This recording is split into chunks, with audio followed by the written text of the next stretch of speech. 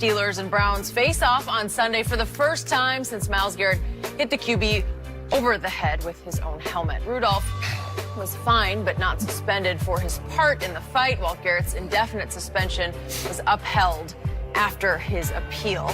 Fox Sports NFL analyst and former Steeler great James Harrison, you're with us. You've been talking to us about this since it happened, really. And I want to start with you. What is your biggest takeaway from everything that has happened? There is no takeaway. The NFL did what they felt was necessary. The fallout was, 2 weeks ago. 33 fines, over $730,000 worth of fine both teams. That's it. I expect the Steelers to come into this game focused, ready to, proceed to keep that 6th seed. They benched Rudolph, obviously, because, if you go back to that game in Cleveland, he was obviously their best player with 4 interceptions. So they did what was necessary to help advance that. And when Pittsburgh plays at home, it's a totally different animal. I believe their last loss was to Baltimore, and that was in overtime. Action Jackson, they picked him off 3 times. They did. The whole team, it was, 277 total yards, for that whole game. So I expect the Steelers to go in there focused on what they need to do. The guys that were really, truly involved in this incident, Pouncey, he's not going to play. Rudolph, he's not going to play because they benched him. And Garrett won't even be at the game. So the focus is going in there, winning this game, and proceeding on to, continue to hold that 6th seed. So what did you hear from Steelers about Myles Garrett's allegation of the N-word? The allegation of the N-word, I'm told, is an absolute false tale. For me, hearing that from them and knowing them, I believe them.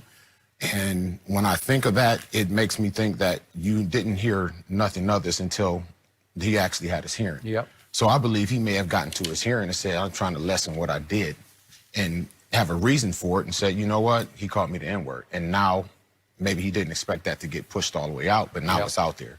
And now you're stuck with having to deal with this.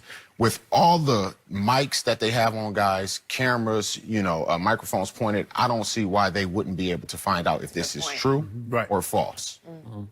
I hadn't thought about it that way. Okay, so what's the ultimate punishment for Myles Garrett? What do you think? For me, I believe he's out the rest of the season. I think next year they're going to proceed, give him another 4, maybe 6 games. Ooh, next year? Yes, yes. I'm going to make an example of you because I don't want anybody else to ever think that they can ever do this in a football game or a stadium in the NFL ever again. And would you be good with that? I would.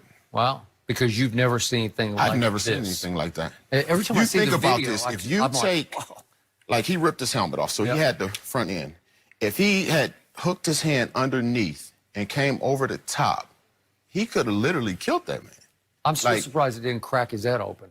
You used it. He got the back end of the soft end of the helmet. There's some. He didn't get it with the top. He didn't get it with the crown. He got him with the back end of the helmet, the most flexible part of the helmet, and that's really what saved. Still got him good. Every time you see it, it does. You could see the cringe in the face. That's like that boxer that take that hit here, and his whole side of his face get readjusted. Yep, readjusted. Yeah. So what do you think about 4 to 6 games next year? Well, I said, Skip, at the original, I said I would be surprised if this doesn't bleed into next year. I was thinking somewhere around 2 to 4. I don't know about 4. They might be 4 to 6, but I've been hearing sources say they hope. What do you mean you hope, Myles Garrett, this suspension doesn't bleed into next year? You control that. I mean, obviously you send him to counseling, and what? He says, I've learned my lesson. I'm sorry. They're going to have him back to New York for another session to see if he's contrite or whatever. Right.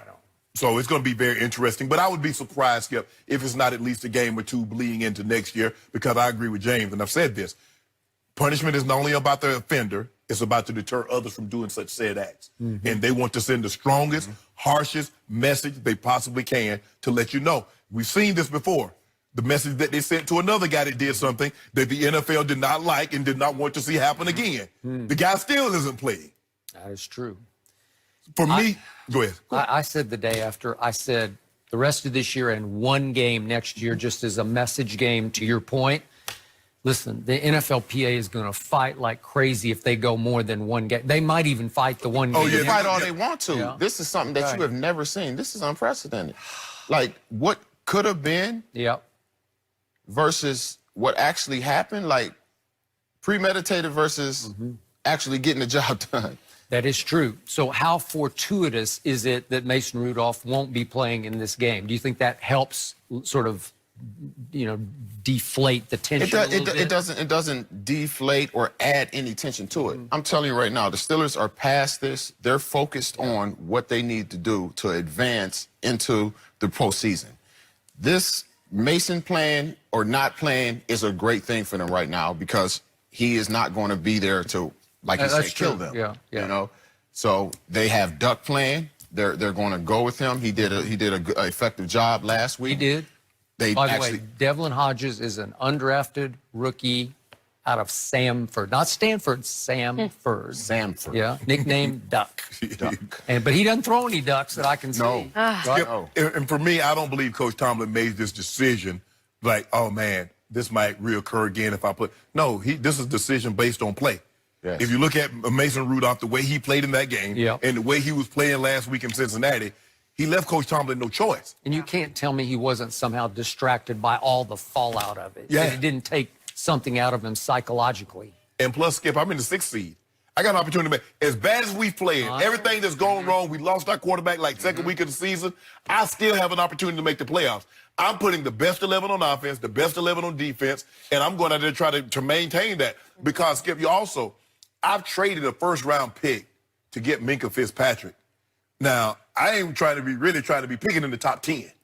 I'm trying to make that pick as low as I possibly can for the Dolphins. Yep. So, and I got a chance, and Mason Rudolph, whatever transpired, bro, you were awful against Cleveland, and you carried that right into Cincinnati. You were awful. So Coach Tomlin had no choice but to go this route.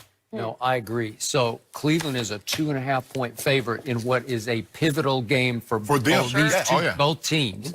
This is just me. I liked what I saw of Cleveland, albeit against Miami, but they started to feel like they were figuring it out. What's your gut on Cleveland? I'm not buying into Cleveland. Yeah. I'm not. It's the Dolphins. Yeah. Come on. They've won 3 straight, though. They won 3 straight against the Steelers. He threw 4 picks. He come on. Actually, the best player for them was the quarterback for the Steelers. So before that, what was it? Buffalo. They just surprised them. They really, they got out and actually got lucky. They're just starting to look a little bit like what a lot of people thought they would look like from the start. Yeah.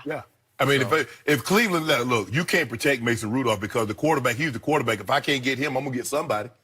Get the guy to play in that position. If I'm Cleveland, I'm playing physical. I ain't going to do anything dirty. Right. But you talk about physicality? Yep. Woo! Steelers, y'all ain't never seen physicality like this. So you like Pittsburgh in this game? Of course, they at home. You see how they play at home. You like Pittsburgh? Yeah. I like No, I'm going the to take visitors. Cleveland. No, Well, you just switched. No, I can't. Skip Duck. Duck. You going to take a guy named Duck? Okay. They're going to run the ball. The last great Duck I know was the 5 heartbeats. You remember Duck? Listen, I'm going to tell you right now. Duck is going to go out there and duck goose all over them boys. You said they gonna run- Goose. Okay. Like All right, Baker. Shake and bake might I be think back. it might be a little bit more of Duck. TJ want that Duck in and there. Bud Dupree go they ahead and coming. smack. Listen, come They on come- now. they- Stop it. hey, The that offensive line is not like that. The Cleveland offensive line is terrible. Okay. They terrible. They terrible.